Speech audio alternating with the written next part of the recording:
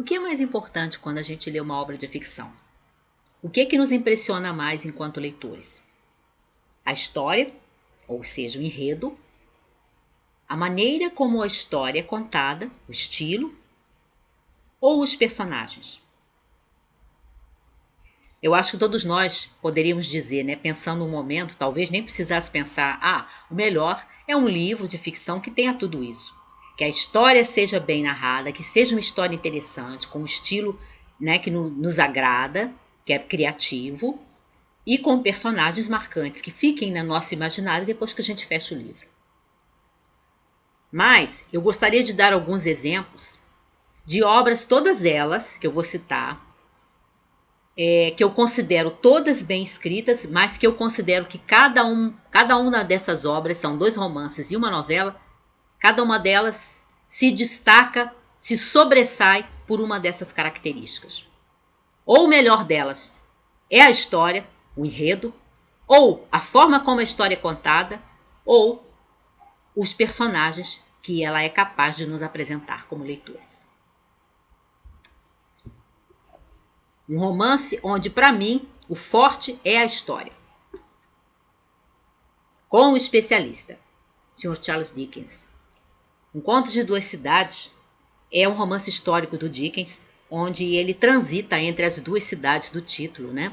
Paris e Inglaterra, Londres, Inglaterra, quando ele está tratando da Revolução Francesa, de como aquilo desestruturou a sociedade francesa da época final do século XVIII e as preocupações dos próprios ingleses, que também tinham uma monarquia e que também se viam preocupados com aquilo que estava acontecendo, né, na França, que era próximo, que é um país próximo deles, e porque alguns tinham até parentes entre os franceses.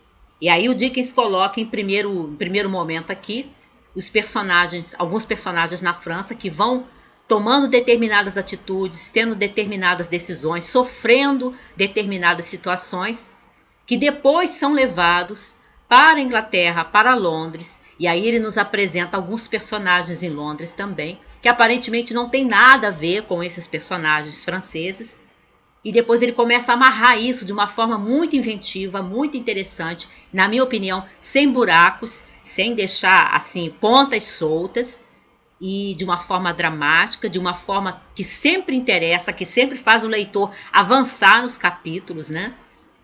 E, no meu entender, com grande inventividade, porque o Dickens tinha uma imaginação realmente de primeira linha para montar a sua história, para fazer aquilo que os escritores, né, os críticos chamam do plot, né, do enredo.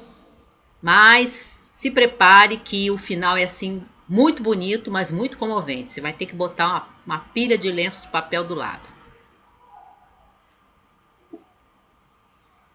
Uma novela onde o destaque é a forma como se conta a história. E este aqui era um mestre nisso, no estilo. Nessa novela do Henry James, um escritor americano, da segunda metade do século XIX e iníciozinho do século XX, A Roda do Tempo, quando você tenta contar, resumir o enredo, ele é muito simples. Mas é a maneira como o James conta que faz a diferença. Trata-se de duas famílias dos Estados Unidos, né? Duas famílias de situação da alta sociedade americana no final do século XIX. Uma está empobrecida e a outra está, né, muito bem de vida, né, financeiramente bem. E aí o filho da família empobrecida é encorajado pela mãe a cortejar a moça que é filha do outro casal, né, que tem uma excelente situação financeira para sanar os problemas financeiros da primeira família, né, da família do rapaz. E ele chega a fazer isso, chega a se encontrar com a moça em sociedade, a dançar com ela nos bailes, conversar um pouco, percebe que ela não é uma moça tola. Mas, por fim, ele tem que confessar para a mãe num determinado momento, ele não diz isso para a moça, mas ele confessa para a mãe que ele não pode fazer aquilo, ele não consegue, porque a moça não é uma tola, é uma moça até com uma certa boa conversa, mas ela é muito feia. Ela é muito feia.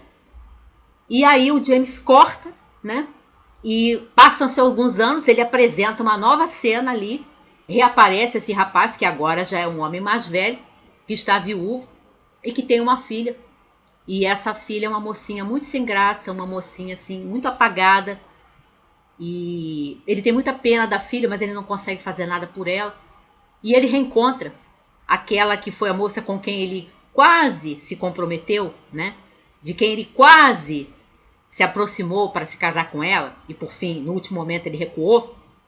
E ela também está viúva. Ela havia se casado, havia enviuvado. E ela tem uma filha, um filho, no caso. E esse filho é muito bonito.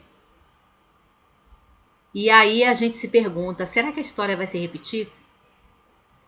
O James, ele gostava muito desse jogo de espelhos. Não é a única história em que ele faz isso, em que ele coloca ou os mesmos personagens passando o tempo e eles revivendo aquela situação de alguma outra forma, uma situação que eles já viveram no início da história, ou pegando um outro casal, um outro trio de personagens que reflete aquilo que foi mostrado com outros personagens no início da história.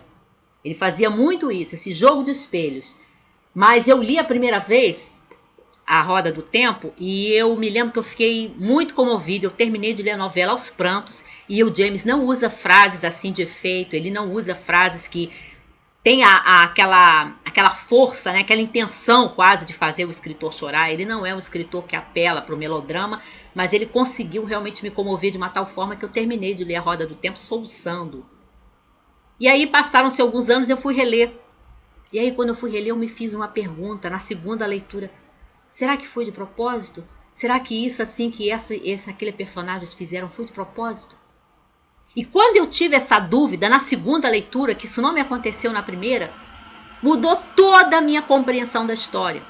Então, a maneira como o James escreve, a narrativa mesmo, o estilo que ele usa, que é um estilo elusivo, é um estilo de sugestões, de coisas não ditas, de coisas que ficam pairando no ar, de frases enganosas, de duplo sentido, de ambiguidades, enfim, é que faz o grande trunfo dessa novela e de outras coisas que o James escreveu. Porque você volta para o texto dele e dificilmente você encontra a mesma coisa que você leu da primeira vez.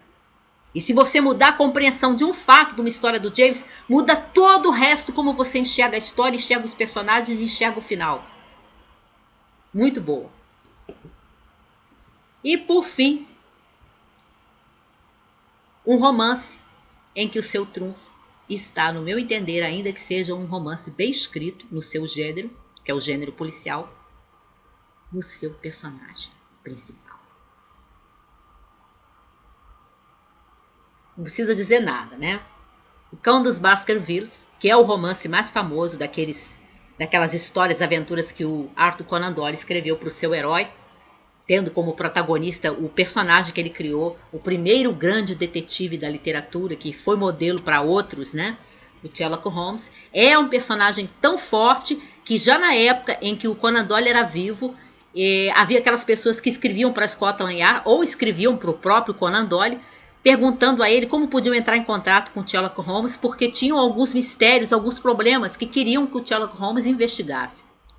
E mesmo depois que o autor morreu, centenas e milhares e milhões de pessoas no mundo inteiro ainda acreditavam, e muitas ainda acreditam, que ele não é um personagem inventado, que o Sherlock Holmes é uma pessoa real, de carne e osso.